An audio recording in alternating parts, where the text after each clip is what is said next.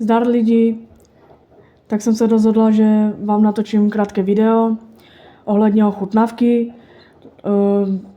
Dělala jsem domácí dort, tak si ho vyzkoušíme, jak chutná. Kdybyste chtěli recept, tak mi napište dolů pod videem a já vám napíšu recept, co všechno jsem do toho dortu dávala. Hlavně sdílejte, nic vás to nestojí, lajkujte, dejte si odběr, zvoneček, abyste neprošvihli dané video. Určitě není to naposled, budu vydávat furt videa, budou to mix videí. Teď večer vám budu ještě vydávat video stírání losu, nového losu. A je to značka od Olvinu, takže máte se na co těšit a nebudu to dál obkecávat a jdeme na to.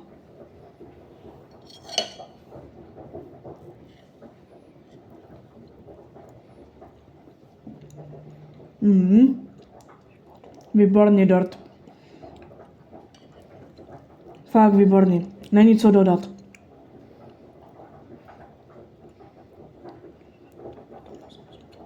K tomu jsem si udělala cappuccino. Samozřejmě cappuccino nesmí chybět, že? Vy taky určitě máte rádi cappuccino s dortem. Kdo by neměl, že?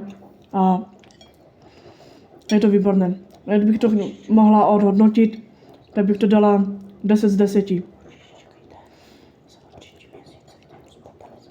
Určitě čekejte video, budu dávat zase recenzi, ale fast foodové video. Takže máte se taky na co těšit a i s losama, ze vším prostě. Nekončíme. Pojedeme dál. Jsem začínající youtuberka a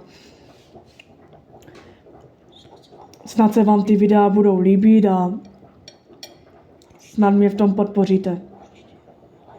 Lajkujte, sdílejte, nezapomeňte a zvoneček, až vám neuteče žádné video a až vám žádné neunikne a samozřejmě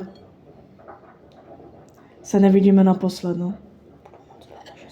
Budu moc ráda samozřejmě, jak se vám videa budou líbit a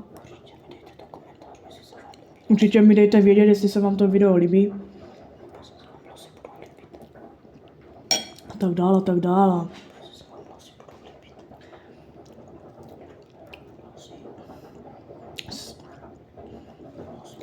Losy taky, jak budu dávat, tak jestli se vám budou líbit. Budou nové, že? Teď co vyšly. Tento rok vyšly hodně losů. Nových. Tak určitě večer čekejte další video. Dejte like, dejte odběr, dejte zvoneček a večer se uvidíme. Ahoj.